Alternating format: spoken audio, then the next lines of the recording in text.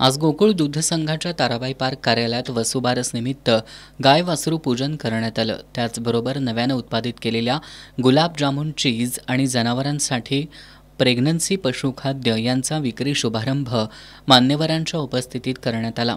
वैद्यकीय शिक्षण मंत्री हसन मुश्रीफ आणि काँग्रेसचे विधान परिषदेतील गटनेते आमदार सतेज पाटील यांची प्रमुख उपस्थिती होती। याच कार्यक्रमात मान्यवरांच्या हस्ते गोकुळ दूध संघानं गाभण जनावरांसाठी तयार केलेल्या प्रेग्नन्सी रेशन या पशुखाद्याचा आणि गुलाबजामुन आणि चीज या उत्पादनांचा विक्री शुभारंभ करण्यात आला। यावेळी गोकुळचे ज्येष्ठ संचालक विश्वास पाटील यांनी गोकुळ दूध संघाच्या वतीनं ग्राहकांवर बोजा न टाकता गाय म्हैस दूध खरेदी दरात प्रति लिटर 1 रुपयांची वाढ घोषित केली। तसंच पशुखाद्य विक्री दरात 50 रुपयांची सवलत आणि संस्थांना देण्यात येणाऱ्या व्यवस्थापन खर्च मार्जिनमध्ये प्रति लिटर 10 पैशांची वाढ देणार असल्याचं जाहीर केलं। यावेळी नामदार हसन मुश्रीफ यांनी डिबेंचरवरून विरोधकांनी काढलेल्या मोर्चाबद्दल बोलताना ज्यांनी गोकुळ दूध संघाचं 30 वर्ष नेतृत्व केलं त्यांनीच डिबेंचर ही पद्धत सुरू केली आहे। आता त्यांच्या सुनबाईंनी अशा प्रकारे मोर्चा काढून देखावा करू नये असा टोला लगावला।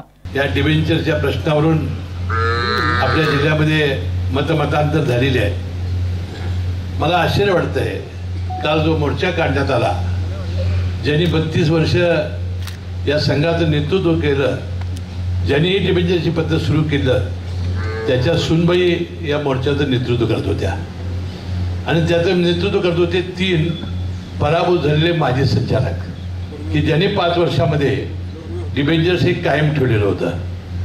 माझं मत काय आहे की एखाद्या शेतकऱ्याने येऊन आपल्या व्यथा मांडल्या असत्या तरी आम्ही समजू शकलो असतो की ज्यांनी 5 वर्ष सत्ता भोगली, डिबेंचर्स काढले आणि त्या वेळा डिबेंचर्सला उत्तर देताना हीच भूमिका मांडली जी संचालक मंडळानं मांडली आणि पुन्हा आपण त्याचं हे करायचं, हा जो देखावा आहे किंवा हे आहे, हे लोक ओळखून असतात। यावेळी बोलताना आमदार सतेज पाटील यांनी लवकरच डिबेंचरचा प्रश्न कायमस्वरूपी निकालात काढण्यासाठी एक समिती नेमून सर्वांच्या समन्वयातून निर्णय घेऊ असं सांगितलं।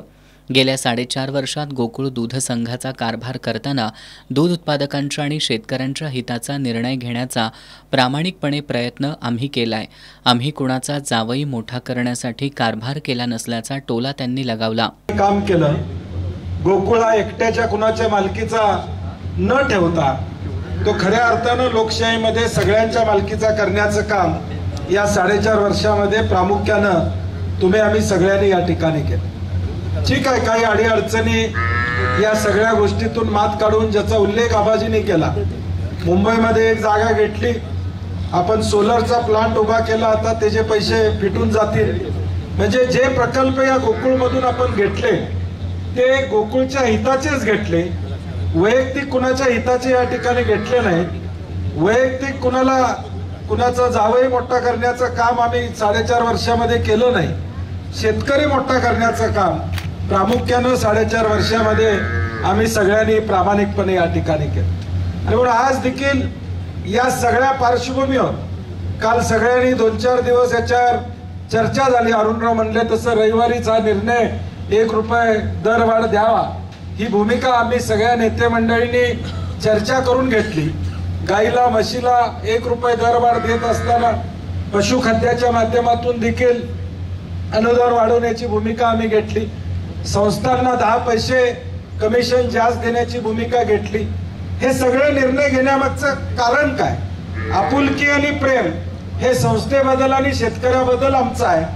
आणि म्हणून परवा देखील ज्याचा उल्लेख अरुणरावनी केला की इथं येणाऱ्या जनावरांना चारा देण्याची भूमिका सुद्धा घेतली, कारण की त्यांच्यावर अवलंबून हा गोकुळ दूध संघ आहे। यावेळी गोकुळचे माजी चेअरमन अरुण डोंगळे यांनी डिबेंचरवरून काढण्यात आलेल्या मोर्चाबद्दल बोलताना ज्यांनी जनावरं घेऊन मोर्चा काढला त्यांनी आणलेल्या जनावरांना चारा, पशुखाद्य आणि पाण्याची व्यवस्था गोकुळ दूध संघानंच केली होती। गोकुळ ही जनावरांची काळजी घेणारा संघ आहे असा टोला त्यांनी यावेळी लगावला। आमदार चंद्रदीप नरके यांनी नामदार हसन मुश्रीफ आणि आमदार सतेज पाटील यांच्या नेतृत्वाखाली आणि मार्गदर्शनाखाली गोकुळची वाटचाल चांगल्या पद्धतीने सुरू असल्याचं सांगितलं। यावेळी गोकुळचे कार्यकारी संचालक योगेश गोडबोले यांनी देखील गोकुळच्या कामगिरीचा आढावा घेतला। या कार्यक्रमाला आमदार जयंत असगावकर, माजी आमदार के.पी. पाटील, जिल्हा बँकेचे संचालक अर्जुन आबिटकर, गोकुळचे संचालक बाबासो चौगले, अजित नरके, अभिजित तायशेटे, एस.आर. पाटील, रणजित पाटील, नंदकुमार ढेंगे, बयाजी शेळके, शशिकांत पाटील सुयेकर, किसन चौगले, करणसिंह गायकवाड, प्रकाश पाटील यांच्यासह सर्व संचालक, गोकुळचे अधिकारी, कर्मचारी आणि दूध उत्पादक मोठ्या संख्येनं उपस्थित होते।